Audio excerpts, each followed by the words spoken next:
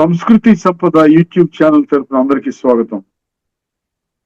శ్రీమద్ భగవద్గీత ఆధ్యాత్మిక రహస్యాలు అనే శీర్షికలో శ్రీ త్రినాథ్ గారు ధారావాహిక ప్రసంగం చేస్తున్నారు.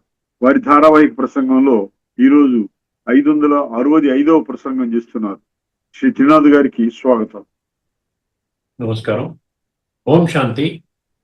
శ్రీమద్ భగవద్గీత ఆధ్యాత్మిక రహస్యాలు ఈ యొక్క కార్యక్రమాన్ని తిలకిస్తున్నటువంటి సోదర సోదరిమణులందరికీ కూడా ఆర్థిక స్వాగతం, సుస్వాగతం, నమస్సుమాంజలి.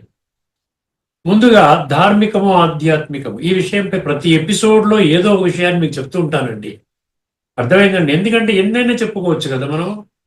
ఇప్పుడు ఈ రోజున చూడండి, మామూలుగా మనం ఏం చెప్తాము, ఇప్పుడు మనం దేవతల్ని మహిమ చేస్తున్నాం. 33 కోట్ల దేవీ దేవతలు ఉన్నారు. ఎవరికి వాళ్ళ విశ్వాసం ప్రకారంగా వాళ్ళ దేవీ దేవతల్ని వాళ్ళు భగవంతుడిగా ధ్యానం చేస్తారు, మహిమ చేస్తున్నారు. కానీ దేవతలు 33 కోట్ల దేవీ దేవతలు ఏ విధంగా తయారయ్యారు? ఎవరు తయారు చేశారు? భగవంతుడు తయారు చేశాడు. అంతే కదండి.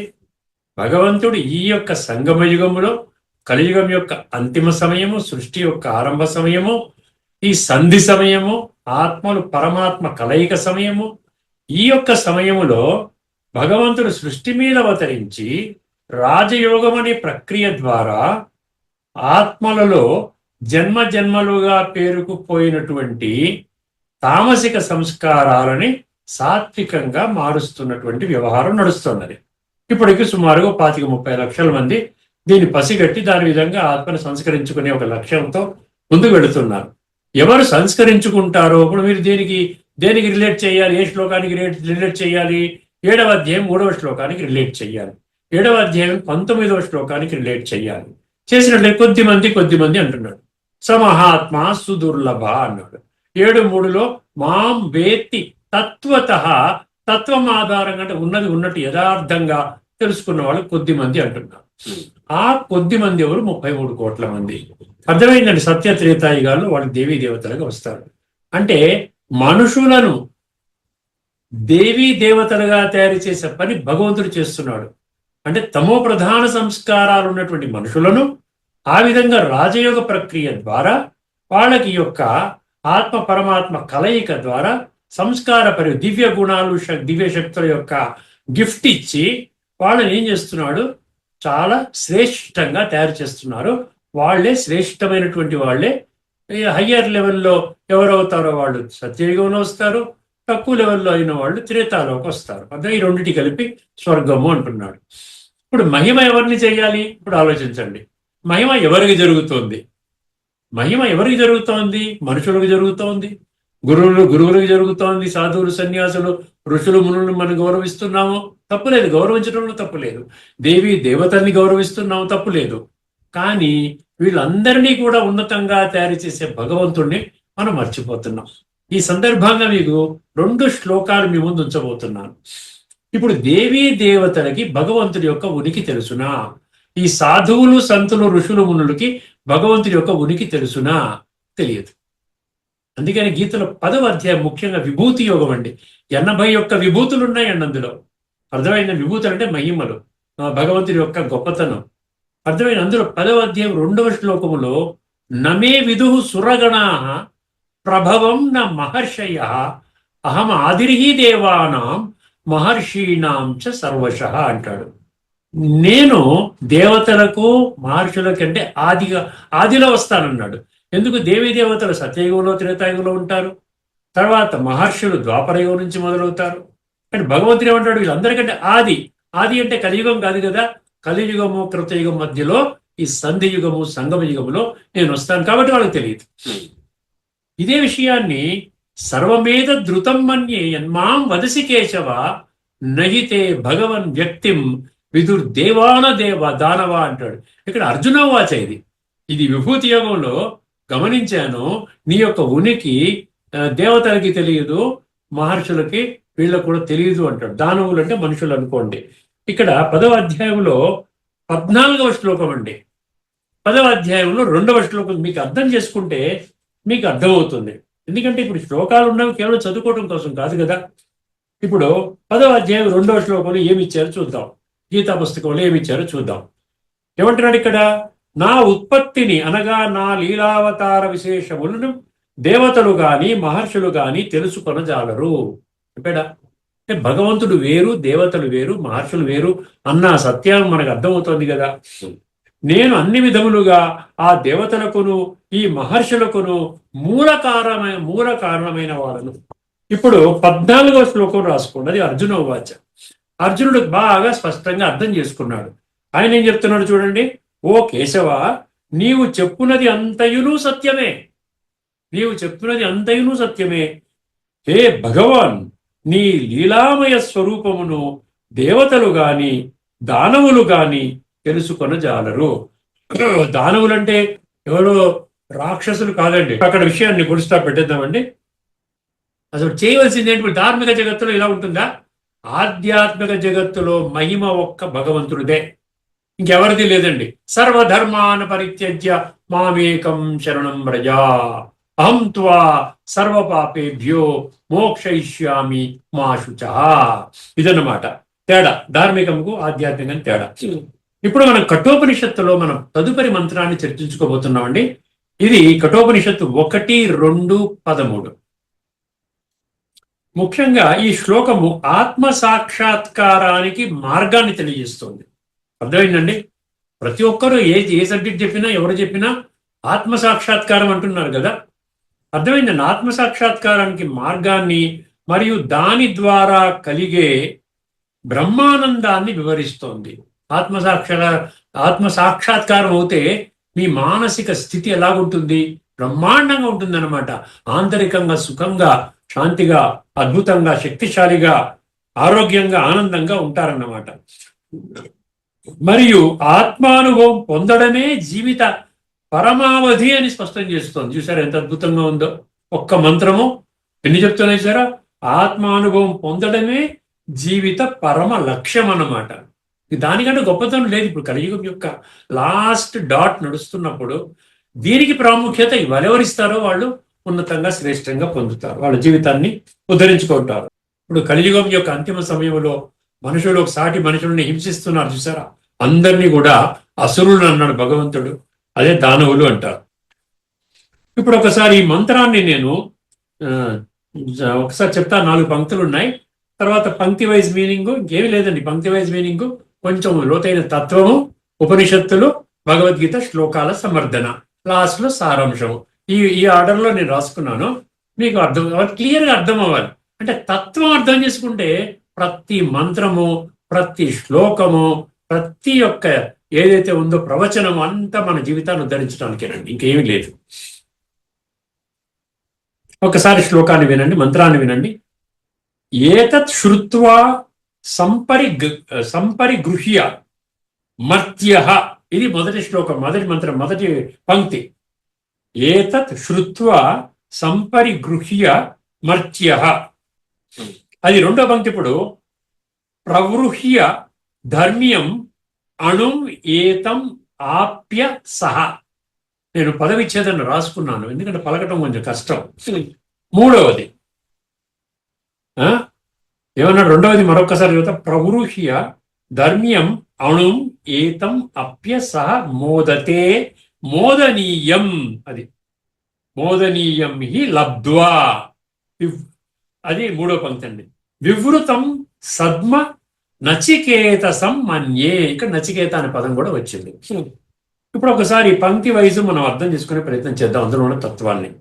ఏతత్ శ్రుత్వా సంపరిగృహ్య మర్త్యః.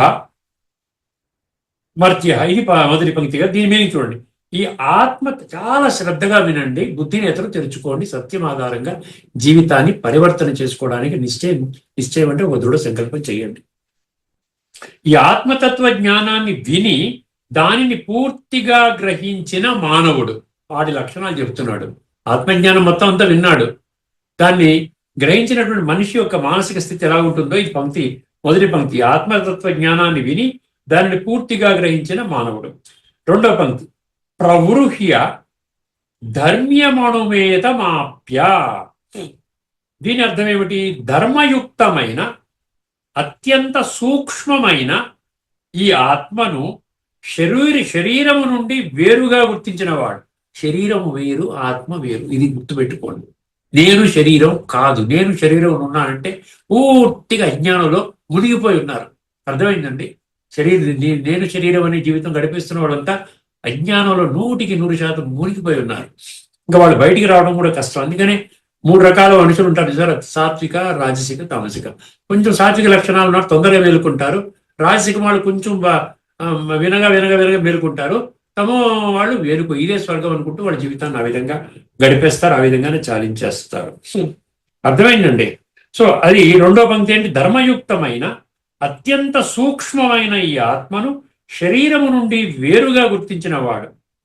సమోదతే మోదనీయం హి లబ్ధ్వా. ఇది మూడో పంక్తి.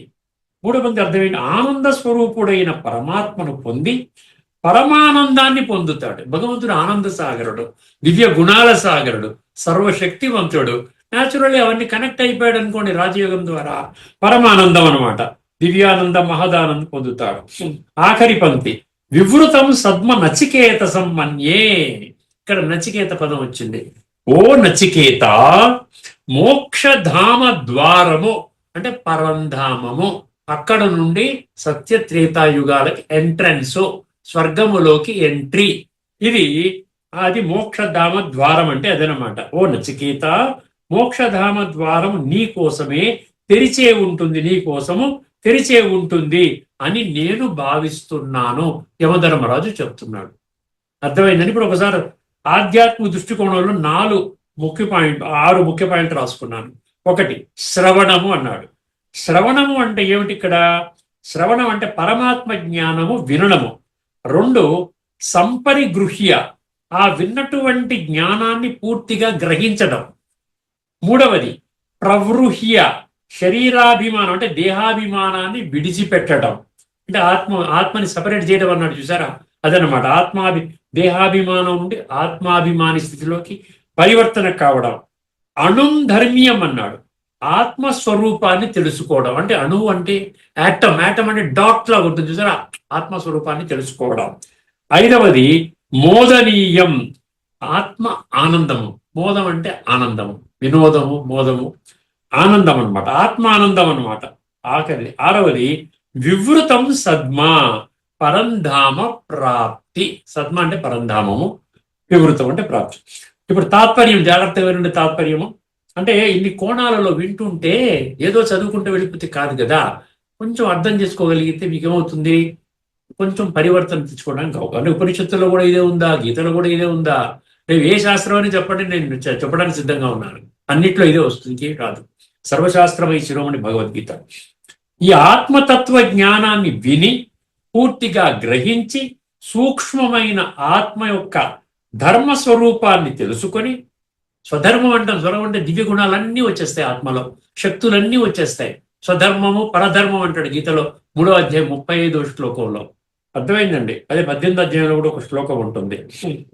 ఆ జ్ఞానాన్ని జీవితంలో అనుభవం చేసే మానవుడు అత్యున్నతమైనటువంటి ఆనందాన్ని పొందుతాడు. ఈ ఆనందాన్ని అనుభవం చేయాలండి, వర్ణనాతీతం అన్నమాట. ఇది దొరకనంత వరకు మన ఇంద్రియ సుఖాలు వెంట పడుతూ ఉంటాం. సినిమాకి వెళ్ళాలి, షికార్లకి వెళ్ళాలి, టీవీ చూడాలి, అది చూడాలి, ఇది చూడాలి, ఇవన్నీ చేసుకుంటూ కాలం గడిపేస్తూ ఉంటాం. అర్థమైందండి? అందుకని ఏమంటున్నాడు ఇక్కడ, అత్యున్నతమైనటువంటి ఆనందాన్ని పొందుతాడు. అతనికి మోక్ష మార్గము తెరుచుకుంటుంది, అంటే ఆ పరంధామ ద్వారము అతనికే తెరుచుకుంటుంది అంటున్నాడు. ఇక్కడ నచికేతుడు ఆ స్థితిని పొందాడని నేను భావిస్తున్నాను. సో నచికేతుడి లక్షణాలు మనలో ఉండాలి. అంటే సత్యము ఆధారంగా జీవితాన్ని నేను ముందుకు తీసుకొని వెళ్ళాలి అని దృఢ సంకల్పంతో ఉంటే అటువంటి వాళ్ళే నచికేతుడు. అంటే నచికేతుడు అంటే ఎవరో ఒక్కరి కోసం కాదు. ఇప్పుడు గీత మరియు ఉపనిషత్ మంత్రాల యొక్క సమర్థత, మద్దతు ఎక్కడ ఉందో చూద్దాం ఒక్కసారి. శృత్వా అన్నాడు, సంపరిగృహ్య. శృత్వ ప్లస్ సంపరిగృహ్య అంటే జ్ఞానము వినడము, గ్రహించడము. జ్ఞానము వినడము, గ్రహించడము. శృత్వ అంటే శ్రవణం అన్నాడు చూసారు, అక్కడ జ్ఞానం వినడం, గ్రహించడం. దీనికి ఏం చెప్పాడు? గ్రహించడం అంటే ఏంటంటే తీసుకోవాలి, దాన్ని లోపలికి తీసుకుని మనం నేనేం చేయాలి, ఈ జ్ఞానం నాకెలా ఉపయోగపడుతుంది. అర్థమైందండి? 4వ అధ్యాయం 34వ శ్లోకం. తద్విద్ధి ప్రణిపాతేన పరిప్రశ్నేన సేవయా ఉపదేక్ష్యంతి తే జ్ఞానం జ్ఞానినః తత్వదర్శినః. అండర్లైన్ చేసుకోండి, తత్వదర్శినః. తత్వాన్ని దర్శించినటువంటి జ్ఞానులు మీరు గాని వారి దగ్గరికి వెళ్ళి గౌరవభావంతో ప్రశ్నలు వేసుకుంటూ సేవ చేసే భావంతో వెళితే మీకు వాళ్ళు జ్ఞానినః తత్వదర్శినః మీకు ఉపదేక్షంతితే జ్ఞానం అన్నాడు. మీకు జ్ఞానాన్ని బోధిస్తారు. అర్థమైందండి? గురువును ఆశ్రయించి వినయముతో ప్రశ్నించి, అహంకారంతో కాదు, వినయముతో ప్రశ్నించి సేవ చేసి తత్వజ్ఞానాన్ని వినాలి మరియు గ్రహించాలి. తర్వాత 4:39 శ్రద్ధావాన్ లభతే జ్ఞానం తత్పరః సంయతేంద్రియ జ్ఞానం లబ్ధ్వా పరాం శాంతిం అచిరేణాది గచ్చతి. ఇది 4:30. అక్కడ మీరు ముఖ్యంగా ఇక్కడ తెలుసుకోవాల్సింది శ్రద్ధావాన్ లభతే జ్ఞానం. నీకు నా పట్ల శ్రద్ధ ఉంటే, నేను చెప్పేటువంటి జ్ఞానం పట్ల శ్రద్ధ ఉంటే నీకు ఉన్నతమైనటువంటి స్వర్గంలోకి వెళతావు, నువ్వు అనుకున్నది సిద్ధిస్తుంది. జ్ఞానము ద్వారా ఈ ప్రాప్తులు అన్నమాట. శ్రద్ధతో విని గ్రహించిన వారికి మాత్రమే జ్ఞానము సిద్ధిస్తుంది. ఇప్పుడు కనెక్టెడ్గా నేను ఉపనిషత్తులు కూడా తీసుకొస్తున్నాను ఎక్కడికక్కడే. దీనికి ఇప్పుడు ముండకోపనిషత్తు ఏం చెప్తుంది దీని గురించి? 1:2:12 ముండక రాసుకున్నవాడు రాసుకోవచ్చు. పరీక్షలోకాన్ కర్మచితాన్ బ్రాహ్మణో నిర్వేదమాయ ... కర్మల ద్వారా శాశ్వత ఫలితము అందదని గ్రహించిన జ్ఞాని సత్య జ్ఞానము కొరకు శ్రోత్రియుడు మరియు బ్రహ్మనిష్ఠుడైన గురువును ఆశ్రయించాలి.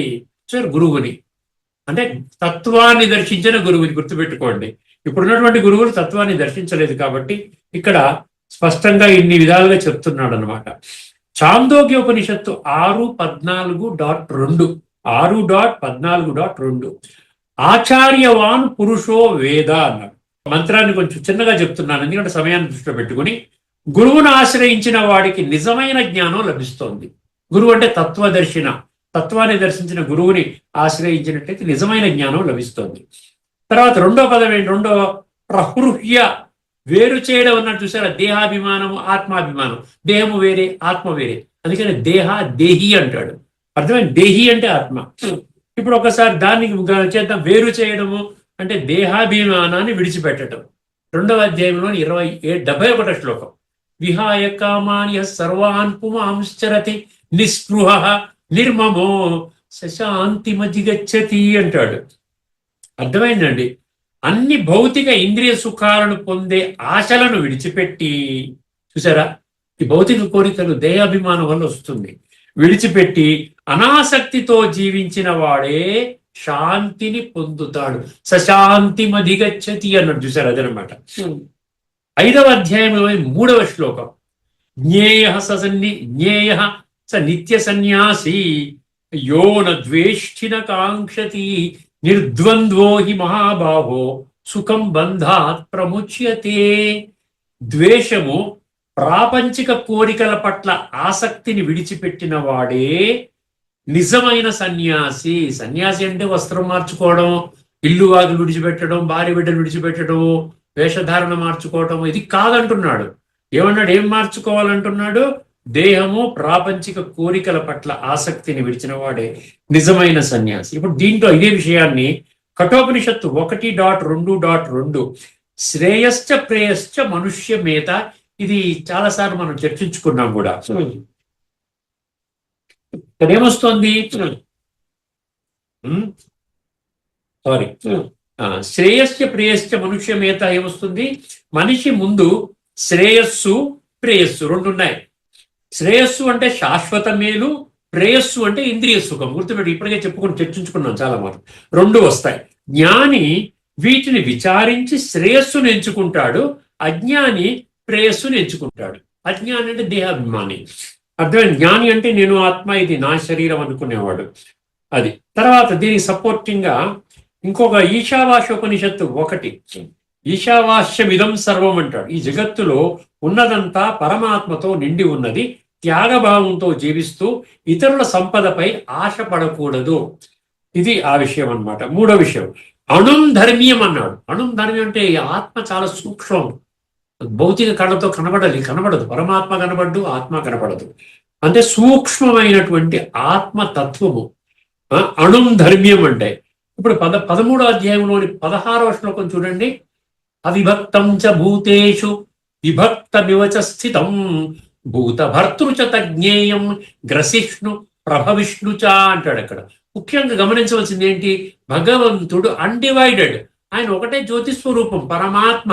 కానీ ఎవరైతే ఆయనతో యోగం చేస్తారో అందరికీ కూడా ఆ పరమాత్మ నాతో ఉన్నాడు, నా పనులు చేసి పెడుతున్నాడు, నాకు శక్తులు ఇస్తున్నాడు, నాకు గుణాలు ఇస్తున్నాడు అన్న అనుభవం కలుగుతుంది. ఇప్పుడు కొన్ని లక్షల మంది కలుగుతుంది అంటే భగవంతుడు డివైడ్ అయినట్టు అనమాట. ఆ విధంగా డివైడ్ అయినట్టు. కానీ భగవంతుడు అవిభక్తము. అదనమాట ముఖ్యమైన విషయం. విభజించుటకు వీలు లేని పరమాత్మ సమస్త చరాచర జగత్తులో ప్రాణుల హృదయాలలో విభజింపబడినట్లు గోచరించుచుండును. ఇదనమాట ఆ శ్లోకం. 8-9 కూడా అక్కడ అణోరణీయాం అనే పదం వాడతాడు. కవిం పురాణ మనుషాసితారం అణోరణీయాం సమనుస్మరేద్య సర్వస్య ధాతారమచింత్య రూపం ఆదిత్యవర్ణం తమస పరస్త. అక్కడ రెండు వస్తాయండి. అణోరణీయం అంటే అణువు కంటే అణువు, అణువే డాట్ అన్నమాట, డాట్ కంటే డాట్. తర్వాత ఏమన్నాడు? అచింత్య రూపం అన్నాడు. ఎంతో చింతన చెయ్యాలండి, అభ్యాసం చేస్తే అక్కడ మీకు అనుభూతి జరుగుతుంది. కేవలం ఏదో జ్ఞానం వల్ల అనుభూతి జరగదు. అర్థమైందండి? అది 8-9. పరమాత్మ అణువు కంటే సూక్ష్మమైన వాడు. ఇప్పుడు దీనికి ఇదే విషయం అణుం ధర్మ్యం మీద కఠోపనిషత్తు 1-2-20 అండి. నేను ఎక్కడికక్కడ గీతా ప్లస్ ఉపనిషత్తు 2 తీసుకొచ్చాను మీకు ఈజీగా అర్థం అవటం కోసం. అణోరణీయాన్ మహతో మహీయాన్ అంటాడు. ఆత్మ అణువు కంటే సూక్ష్మమైనది, మహత్తు కంటే గొప్పది, ప్రతి జీవిలో అంతర్గతంగా ఉన్నది. పవిత్రమైన బుద్ధి గలవాడు మాత్రమే దానిని గ్రహించి దుఃఖ సముద్రాన్ని దాటగలుగుతాడు. పవిత్రమైన బుద్ధి గలవాడు. సరే, ఈరోజున బుద్ధి అపవిత్రమైపోయింది. రకరకాల విషయాల్లో మనం బుద్ధిని వాడుకుంటాం. ఏం తినాలి, ఎక్కడికి వెళ్ళాలి, సినిమాకి వెళ్ళాలి, షికార్లకు వెళ్ళాలి, పార్టీకి వెళ్ళాలి, దానికోసం బుద్ధిని వాడుకుంటాం. అసలైన భగవంతుడు సృష్టి మీద అవతరించాడు, నిజంగా అవతరించాడా తెలుసుకుందాం. మనం ఎందుకు తెలుసుకోకూడదు? దాంట్లో మనం బుద్ధిని వాడుకోం. రాతి బుద్ధి అంటారు, అందుకనే. దానికి ఇప్పుడు ఇంకొకటి శ్వేతాశ్వతర ఉపనిషత్ 5.9 అండి. బాలాగ్రహ శత భాగస్య ... జీవాత్మ అతి సూక్ష్మమైనది. ఇక్కడ ఎంత బాగా చెప్పాడంటే చూసారా, వెంట్రుక అంచును, చాలా జాగ్రత్తగా వినండి, వెంట్రుక అంచును 100 భాగాలుగా చేసి వాటిలో ఒక్క భాగం వంటి సూక్ష్మత్వం కలది. 1000 భాగాలు ఏమన్నాడు? 100 భాగాలు. 100 భాగాల్లో ఒక్క భాగం ఎంతైతే ఉంటుందో అలా అంత సూక్ష్మంగా ఉంటుందంట ఆత్మ. అర్థమైందండి? 4వ విషయం మోదతే మోదనీయాం అన్నాడు. అంటే ఆత్మ ఆనందము, వినోదము, అద్భుతమైనటువంటి ఆంతరిక ఆనందం అన్నమాట. 5:21 గీతలో 5వ అధ్యాయం 21వ శ్లోకం. బాహ్యస్పర్శాస్వసక్తాత్మ విందతి ఆత్మనియత్ సుఖం అంటాడు. అదే స బ్రహ్మయోగయుక్త ఆత్మ సుఖం అక్షయమశ్నుతి అంటాడు. అక్షయ సుఖం అంటే అంతులేని సుఖము, తరగని సుఖము, సుఖమే సుఖం అన్నమాట. బాహ్య విషయము నుండి వేరుపడిన వాడు ఆత్మలోనే ఆనందాన్ని పొందుతాడు. తర్వాత 6:21, 6:22 సుఖం ఆత్యంతికం యత్తద్ బుద్ధి గ్రాహ్యమతీంద్రియం వేత్తి యత్ర న చైవాయం స్థితశ్చలతి తత్వతః యం లబ్ధ్వా చ పరం లాభం మన్యతే నాధికం తతః. అర్థమైంది? ఈ విధంగా ఏమంటున్నాడు ఇక్కడ? ముఖ్యంగా మనం గమనించాల్సింది ఆత్మ అనుభవం ద్వారా అత్యున్నత శాశ్వత ఆనందము లభిస్తోంది. అది 20 ఏం చెప్పాడు? ఏ మంత్రము? 21, 22 మీరు రాసుకొని మీరు చదువుకోవచ్చు. ఇప్పుడు దీనికి సమర్థించే ఉపనిషత్తు మంత్రం ఎక్కడుంది? తైత్తిరీయ ఉపనిషత్తు 3.6.1. ఇది ఆనందవల్లి అంటారు. వల్లి అంటే సెక్షన్ అండి. ఆనందవల్లి అంటారు. ఆనందో బ్రహ్మేతి వ్యజానాత్ ఆనందాదేవ కల్విమాని భూతాని జాయంతే ఆనందేన జాతాని జీవంతి ఆనందం ప్రయంత్యభిసంవిశంతి. అంత ఆనందం ఆనందం ఆనందం. ఆ ఉపనిషత్తు ఏమంటే తైత్తరీయ ఉపనిషత్తు 3.6.1 ఆనందవల్లి. బ్రహ్మస్వరూపమే ఆనందము. ఆనందము నుండే సృష్టి ఉద్భవిస్తుంది, ఆనందముతోనే జీవిస్తుంది, చివరకు ఆనందములోనే లీనమవుతుంది. అంటే ఏమంటే ఆత్మిక స్థితిలో వస్తే ఇవన్నీ కూడా మనకు అనుభవం అవుతాయి. ఆత్మానందం, అందుకని దివ్యానందం, బ్రహ్మానందం. 5వ పాయింట్ వివృతం సద్మ మోక్షద్వారము తెరుచుకోవడం అన్నారు. అర్థమైందండి? మోక్షం ఇక్కడ 15వ అధ్యాయంలో 6వ శ్లోకం పరంధామం గురించి వర్ణిస్తారు. మనం చర్చించుకున్నాం. న తద్భాసయతే సూర్యో న శశాంకో న పావక యద్గత్వా న నివర్తంతే తద్ధామ పరమం మమ. అది 5:15:6 అనమాట. తద్భాసయతే సూర్యో న శశాంకో న పావక. అయిపోయింది కదండి. అంటే ఏంటి? ఆ పరంధామం చేరినవాడు తిరిగి జనన మరణ చక్రంలోకి రాడు. అంటే డైరెక్ట్ గా ద్వాపర కలియుగంలోకి రాడు. సత్య త్రేతాయుగాల్లో అనుభవం చేసి అన్ని జన్మలు అనుభవం చేసి తర్వాత ప్రయాణములు అరకల్పం తర్వాత వస్తాడు, ముందుగా రాడు. అదనమాట విషయం అక్కడ అర్థం చేసుకోవాల్సింది. 8:15 మాముపేత్య పునర్జన్మ అని అక్కడ వచ్చింది. పరమాత్మను పొందిన వాడికి పునర్జన్మ ఉండదు. అంటే ఏంటి? సత్య త్రేతాయుగాల్లో వచ్చిన వాడికి అక్కడ జననము మరణం అనేది ఉండదు. ఆత్మిక స్థితిలోనే మొత్తం అంతా 2 యుగాలు గడుపుతారు, అరకల్పము. బృహదారణ్యక ఉపనిషత్తు 4.4.12 అండి. ఆత్మానం చద్విజానీయాత్ అయం అస్మీతి పురుష. దీని మీనింగ్ ఏంటి? మనిషి నేనే ఈ ఆత్మాని నిజంగా తెలుసుకుంటే, అర్థమైంది? మనిషి ఏం తెలుసుకోవాలి? నేను ఆత్మను అని తెలుసుకుంటే అతనికి ఇక ఎలాంటి కోరిక ఉండదు. కోరిక అంటే భౌతిక కోరికలు, ఇంద్రియ సుఖాల పట్ల ఆ మోజు తగ్గుతుంది. దీని మీద వైరాగ్యం అంటే భ్రాంతి మీద, శరీరం పట్ల రాగం తగ్గుతుంది, ఆత్మ మీద రాగం పెరుగుతుంది. అర్థమైందండి? అదనమాట విషయం. ముండకోపనిషత్తు 2.2.8 విద్యతే హృదయ గ్రంథి ఛిద్యంతే సర్వ సంశయా. దీని అర్థం ఏంటి? పరమాత్మ సాక్షాత్కారం జరిగినప్పుడు, అంటే ఆత్మానుభవం పరమాత్మానుభవం, అది రాజయోగం ద్వారా సాక్షాత్కారం అనొచ్చు. జరిగినప్పుడు హృదయములోని బంధనలు చెదిరిపోతాయి, సందేహాలు తొలగిపోతాయి, కర్మబంధాలు నశిస్తాయి. ఇప్పుడు ఆఖరి పాయింట్ నచికేత మన్యే. ఒక్కొక్క దానికి తీసుకొచ్చి మనం శ్లోకాలు, గీతా శ్లోకాలు, ఉపనిషత్ మంత్రాలు చెప్పుకుంటున్నాం. అంటే నచికేత మన్యే అంటే సిద్ధి సాధ్యమే. నచికేతుడు లాంటి స్థితిలోకి మీరు వస్తే మీకు ఇవన్నీ సిద్ధి సాధ్యమే. ఇది 6వ అధ్యాయంలో 45వ శ్లోకం గీత. ప్రయత్నాద్యతమానస్తు యోగి సంశుద్ధ కిల్బిష అనేక జన్మ సంసిద్ధ తతో యాతి పరాం గతిం అంటాడు. పునః పునః ప్రయత్నము చేసే యోగి చివరకు పరమగతిని పొందుతాడు. అదేవిధంగా 12వ అధ్యాయంలోని 6, 7 రాసుకోండి. తేషామహం సముద్ధర్త మృత్యు సంసార సాగరాత్. అదేమంటాడు? దాని మీనింగు పరమాత్మను ఆశ్రయించిన వారిని ఆయన స్వయముగా మోక్షానికి తీసుకుని వెళ్తాడు. అర్థమైందండి? అంటే డైరెక్ట్ గా మోక్షము, పరంధామము, అక్కడ నుంచి సత్యయుగము. తాత్పర్యం అంటే ఆఖరిగా 2 మహావాక్యాలు ఉన్నాయి, చెప్పి ముగిస్తాను.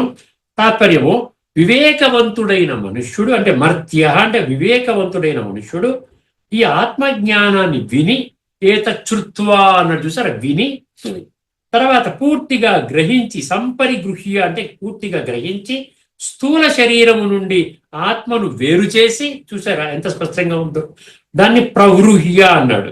స్థూల శరీరము నుండి ఆత్మను వేరు చేసి ఈ సూక్ష్మమైన, అంటే అణువు కంటే అణువు అన్నాడు చూసారా, పరమాత్మను పొందగలుగుతాడు. ఈ ప్రాసెస్ అన్నమాట. పరమాత్మను పొందాలంటే అటువంటి పరంధాముని పొందిన, పరంధామంలో ఉండేవాడు భగవంతుని పరంధాముడు అంటారు.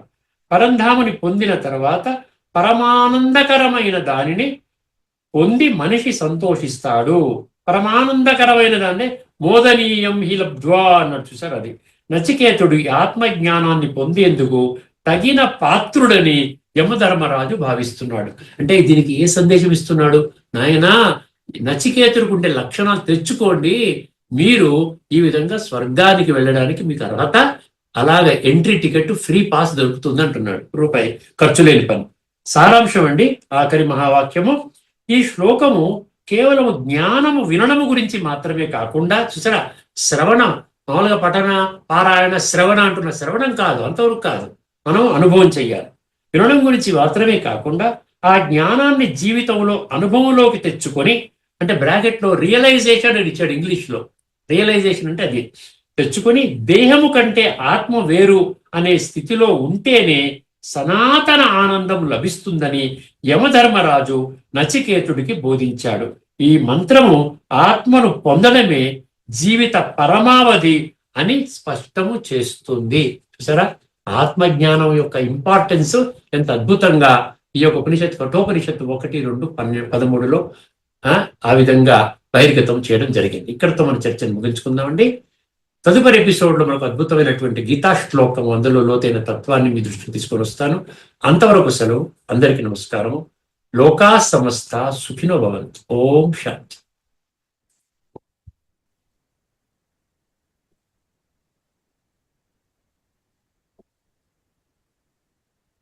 శ్రీమద్ భగవద్గీత ఆధ్యాత్మిక రహస్యాలు శీర్షికలో ధారావాహిక ప్రసంగం చేసిన శ్రీ త్రినాథ్ గారికి ధన్యవాదాలు.